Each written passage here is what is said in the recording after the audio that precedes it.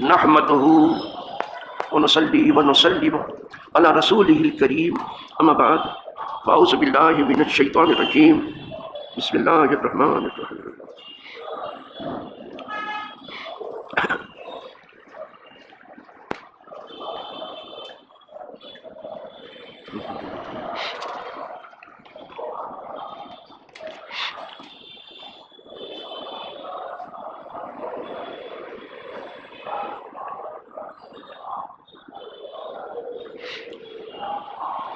نحمده ونصلي ونسلم على رسوله الكريم أما بعد فأعوذ بالله من الشيطان الرجيم بسم الله الرحمن الرحيم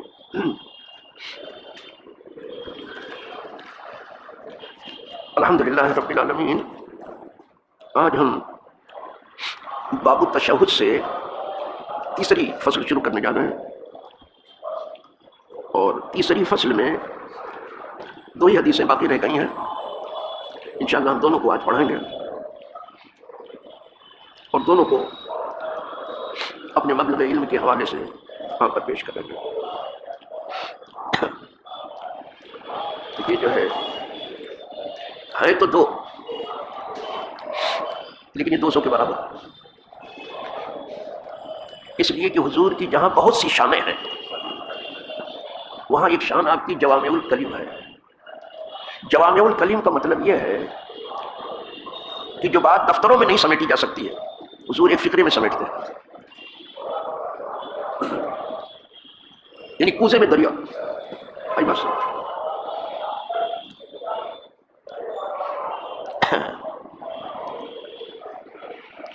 اچھی بات ہے.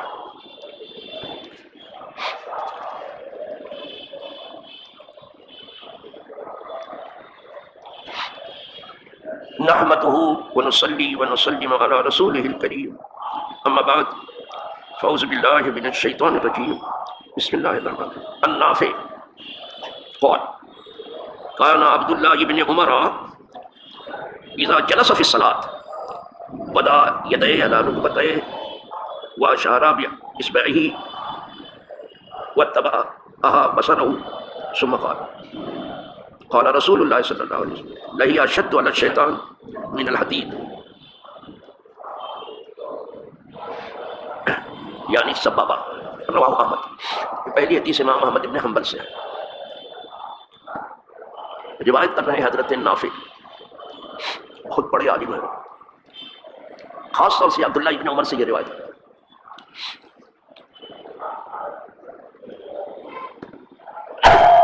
ان کے آزاد کردہ غلاموں میں سے بہت بڑے عالم تھے حضرت نافع.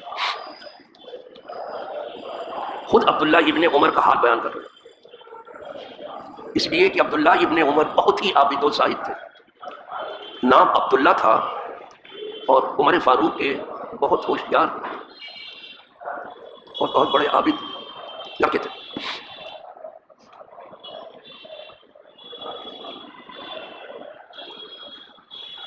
لیکن حضرت عمر نے انہیں خلافت نہیں دی. اس کو ذرا دیکھ لیجیے اپنے بیٹے کو. اس سے پہلے صدیق اکبر نے بھی اپنے لائف 5 بیٹوں کو خلافت نہیں دی.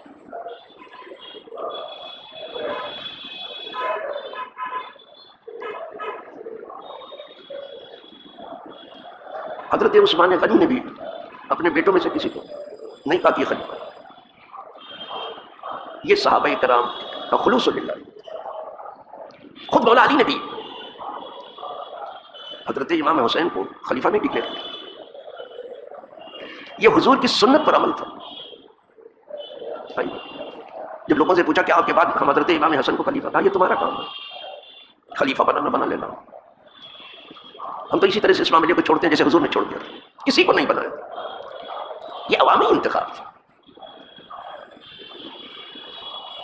لیکن جہاں باپ کے بعد بیٹا، بیٹے کے بعد بیٹا کا بیٹا، خاندانی سیاست جہاں چلتی ہے وہاں یہ بات سمجھنے سے لوگ قاصر ہیں. اس بات کو وہ نہیں سمجھ سکتے، اس میں کتنا وزن ہے اس کو وہ نہیں سمجھ سکتے. یہاں ان کا مبلغ علم نہیں پہنچے. باپ کی تقویٰ و طہارت کا حال یہ تھا کہ نمازی میں شہید ہوئے. یعنی مصلی پر خود ہوتے تھے، خود نماز پڑھاتے تھے، اور مصلی پر شہید. اسی طرح مولا علی کرم اللہ تعالیٰ وجہ کوفہ کے جامع مسجد کے دروازے پر شہید کیے گئے. یعنی وہ زخم لگایا گیا جس کے بعد آپ نے جامع شہادت نوش فرمایا. فرق یہ ہے فاروق اعظم کو زخم لگایا گیا تو پوچھا ہے، پکڑ لیا لوگوں نے اسے اور اس کو بھی تحقیق کیا لوگوں نے. کئی آدمیوں کو 9-10 آدمیوں کو اس نے زخمی کیا، پکڑ لیا، پھر خود ہی اس نے خنجر گھونپ لیا. کہا یہ مجھے جو ہے زخم لگانے والا مسلم ہے کہ نان مسلم؟ لوگوں نے کہا نان مسلم. کہا الحمدللہ میرے خون میں کسی مسلمان نے تو ہاتھ نہیں ڈالا، الحمدللہ. مجوسی تھا وہ. لیکن مولا علی کو جو جس نے زخم لگایا وہ نام نہاد مسلم تھا. جو شہنشاہی ولایت ہے جہاں پہ تمام سلسلے ختم ہوتے ہیں وہ مولا علی تو ہے. جتنے ولایت کے سلسلے چند کو چھوڑ کر کے وہ نام نہاد مسلم تھا. اور حق کی بات یہ ہے کہ آپ کا مرید بھی تھا. مریدوں سے پیروں نے وہ نقصان اٹھایا ہے جو کسی سے نہیں اٹھایا، اور اس کے لیے مولا علی کی مثال کافی ہے. وہ تعریف کرتا تھا یہ آدمی جس نے شہید کیا مولا علی کو کہ آپ اس کی تعریف کے الفاظ ذرا تاریخ میں پڑھ لیں. بوچھار لگا دی. یہ تعریف کرنے والے تمہارے دوست ابھی نہیں ہیں. ستائش سرایا نہ یارے تو ان ملامت کو نہ دوست ہرے تو ان. یہ لوگ جو آپ کی جو ہے جھوٹی تعریف کرتے رہتے ہیں یہ تیرے دوست نہیں ہیں. وہ لوگ جو تیری کمیاں اور کمزوریاں بتاتے ہیں وہ تیرے دوست ہیں. لیکن آدمی کو چمچے پسند ہے، چمچا چاہے چھوٹا ہو چاہے بڑا ہو، چمچا ہی پسند. اور چمچا گیری میں جو پھنسا اس نے اپنی ہلاکت کو دعوت دے دی. تو مولا علی نے بھی اپنا خلیفہ ڈکلیئر نہیں کیا، حضوری کی سنت.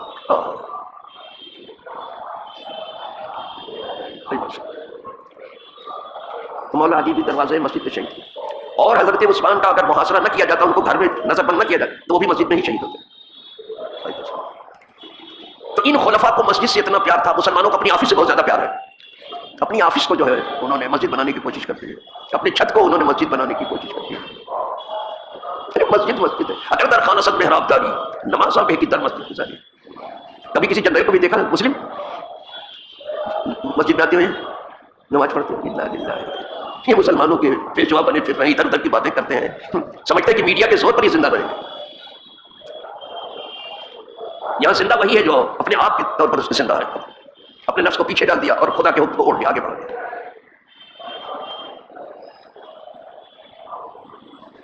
کیا بتا عبداللہ ابن عمر ان کے غلام کو دیکھیے کیا شان ہے. بیان کریں حضرت نافع کہ حضرت اب ترجمہ کر رہا ہوں میں، سنیے اب سمجھ کے. کہہ رہے ہیں اذا جلس فی الصلاۃ، جب نماز میں عبداللہ ابن عمر بیٹھتے تھے،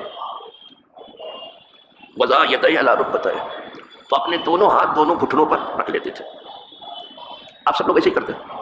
وہ اشارہ باصبعہ، اور اشارہ کرتے تھے اپنی انگلی سے جیسے آپ لوگ کرتے ہیں التحیات میں. واتبعها بصرہ، اور اس انگلی سے جب اشارہ کرتے تھے تو انگلی کو دیکھتے بھی رہتے تھے. ثم قال، یہ تو ہوا. پھر اس کے بعد جب فارغ ہوئے نماز سے تو کہا، کیا کہا؟ قال رسول اللہ صلی اللہ علیہ وسلم، یہ حضور نے فرمایا. وہ اپنی کچھ بات کرنا ہی نہیں چاہتے. وہ جب بات کرتے تو حضور کی بات. اور ہمارے پاس اتنی اپنی بات ہے کہ ایک حدیث پڑھتے تو اس کا بھی ترجمہ نہیں کرتے. ہمارے پاس باتیں کتنی ہیں، لفاظیاں کتنی. یہ سمجھتے ہیں لفاظی بھی جو ہے نجات دے دی. انا للہ، یہ لفاظی کچھ کام نہیں ہے. یہ جملے کی تراش و خراش، یہ جملے کا تلس و ہوش ربا، یہ جملے کا اتار چڑھاؤ، یہ جملے کی بازو گری، جملہ بازی، یہ نجات نہیں دے گی. یہ نجات ہے. پھر نجات کیا دے گی؟ خوف و خشیت الہی، خدا کا ایک ماننا. تو تشہد میں در حقیقت وہ ایک خدا کی گواہی دے رہا ہے. یہ انگلی جو اٹھی ہے نا، جانتے ہیں اس کی لا پر اٹھی ہے. لا کوئی نہیں، لا کے میں نے کوئی معبود ہے. اس کے بعد الا اللہ نے کہا صرف اللہ ہے. تو اب انگلی گرا ہے تو ایک خدا کی گواہی دے رہا ہے اس انگلی سے. جب یہ انگلی اٹھتی ہے، عبداللہ ابن عمر کہتے ہیں حضور فرماتے ہیں اس انگلی کا اٹھنا اور ایک خدا کی گواہی دینا شیطان کے اوپر لوہے سے بھی زیادہ بھاری ہے. بہت وزن محسوس کرتے ہیں کہ اب اس کی نماز میں ہم کفر و شرک کو نہیں داخل کر سکتے. اب کفر و شرک نہیں آ سکتا. بہت مایوس ہوتا ہے. دیکھا یہ ترجمہ کر رہا ہوں.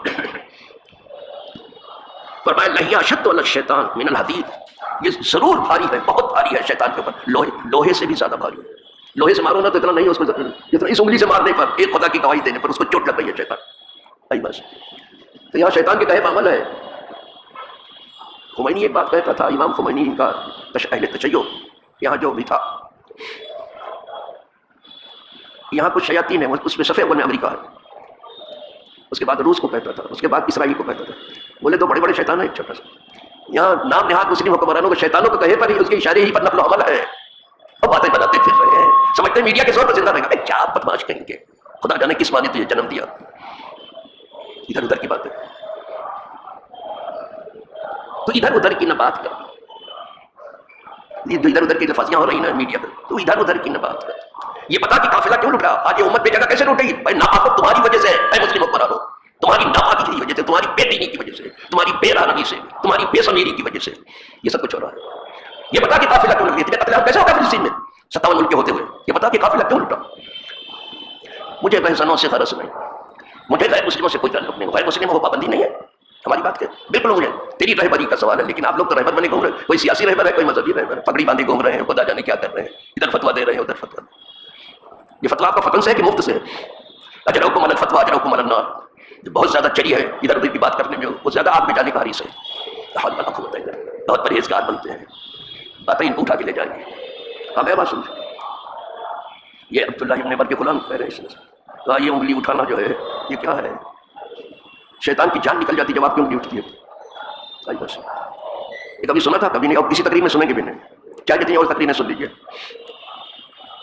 اس لیے کہ درس کا علم تھوڑی وہاں آتا ہے، عوامی علم آتا ہے، ادھر ادھر کی باتیں آتی ہیں. کچھ تقریریں رکھ لیتے ہیں، کچھ الفاظ رکھ لیتے ہیں کسی خطیب کے، اسی کو زندگی پر دہراتے رہتے ہیں. چلو ایک حدیث ہو گئی، اب دوسری سن لیجیے. وعن ابن مسعود ان یقول، عبداللہ ابن مسعود سے کہتے ہیں، من السنت اخفاء التشہد، سنت یہ ہے کہ یہ گواہی آہستہ دی جائے ایک خدا کی. تو تحیات آہستہ ہی پڑھتے ہیں نا. تو معلوم ہوا کہ ہماری دو گواہیاں، ایک گواہی تو ہم زور سے دیتے ہیں، وہ آسان، اشہد اللہ الہ الا اللہ، اشہد اللہ، زور سے پوری آبادی. تو ایک گواہی تو ہم زور سے دیتے ہیں، اس لیے اذان میں پابندی لگتی ہے. ڈھول چاہے جتنا بجاؤ کوئی پابندی، ڈی جے چاہے جتنا بجاؤ، چاہے آبادی کو ہلا دو، کوئی حرج کی بات ہے. اذان مائک کرنا کیا ہوا بھی اذان میں. ایک طرف یہ ہے، دوسری طرف ہمارے اپنے محسنین میں بھی کمزوری ہے. جتنا یاد ہے وہ سب پڑھنا چاہتے ہیں. ارے وہ صرف اذان پڑھنے کے لیے ہے، آپ اس پر مشاہدہ کیوں شروع کر رہے ہیں؟ آپ کیا پڑھیے کہ وہاں اذان کی جگہ میں مشاہدہ شروع کر دو اور مائک اٹھا دو تو آواز سے گرنے نہ پائے. کیا بچوں کا کھیل ہے کیا یہ؟ اذان ہو جائے ختم کرو، وہ تو 2.5 منٹ میں ہو جائے. کیا یہ بہت بڑی کمزوری ہے. اس ہماری کمزوری نے اصل اذان کو بھی روک دیا. کچھ لوگوں کو تو اس سے پہلے ہی سے چڑ تھی، وہ پہلے سے کانے تھے کوچ گئے، کانے تھے اس میں اور زخم لگ گیا. یہ ہمارے دیہات میں کہ کانے پہلے سے تھے کوچ گئے، اسی میں زخم. تو کہا کہ سنت یہ ہے کہ یہ تشہد ایک خدا کی گواہی آہستہ دی جائے. تو معلوم ہوا کہ ہماری دو گواہیاں ہیں ایک خدا کے بارے میں. کبھی ہم زور سے دیتے ہیں کہ ساری دنیا سن لے کہ انی مسلمین، کیا مسلمان ہیں، اور کبھی ہم آہستہ دیتے ہیں. سمجھ گئے کہ گواہی دینے والا جانے اور جس کی گواہی دے رہا ہے وہ جانے، بس اور کچھ نہیں. یہ سنت ہے. اور یہیں سے بات سمجھ لیجیے، اور کہ دعا میں اصل میں آہستہ ہے، دعا زور زور نہیں ہوتی. یہاں دعا میں بھی پوری تقریر ہو جاتی ہے. تشہد دعا ہے تو دعا کی اصل اخفاء ہے. اس نادا نداء خفیہ، جب پکارا آہستہ پکارنا. حضرت زکریا دعا کی اصل اخفاء ہے، زور سے چلانا نہیں ہے. کیا کیا جائے گا سب؟ بالغ نظری ختم ہو گئی ہے، دور اندیشی اس کا تقریباً جو ہے خاتمہ تو نہیں ہوا، بہت کم ہو گئی ہے. مال بینی، للہیت، خلوص، یہ غائب تو بالکل نہیں ہوئی ہے. للہیت بھی ہے، خلوص برائے نام رہ گئی ہے. وہ چراغ جس سے سارے جہاں میں چراغاں تھا وہ بجھا تو نہیں ہے، بہت مدھم ہو گیا ہے. یہ چراغ کبھی بجھے گا نہیں. بس سچائی کا چراغ کبھی بجھے گا نہیں، مدھم بہت ہو گیا. اس لیے اس طرح سے کہ غیروں نے ہمیں نشانے پر چڑھا دیا اور ادھر ادھر کی باتیں بناتے پھرتے ہیں. کیا سب اندھے ہیں جن کے بیچ میں آپ گفتگو کر رہے ہو؟ کیا سب بہرے ہیں جن کے بیچ میں آپ گفتگو کر رہے ہو؟ کیا فکر فن سے ہر کوئی الگ تھلگ ہے جو آپ ادھر سے ادھر کی بات کر رہے ہیں؟ کچھ نہیں. اللہ الحمدللہ یہ بحث بھی تیسری ختم ہو گئی. اب یہاں سے جانتے ہو آپ، جب تیسری فصل بھی ختم ہو گئی تو اب دوسرے عنوان پر گفتگو شروع ہونے والی ہے، اور وہ ہے باب الصلاۃ علی النبی صلی اللہ علیہ وسلم. حضور پر درود السلام پڑھنے کی بحث آ رہی ہے. کل سے انشاءاللہ اسے شروع. آج اٹھیے سلام پڑھ لیجیے، کیونکہ یہاں فصل ختم ہوئی. آخر دعوانا الحمدللہ.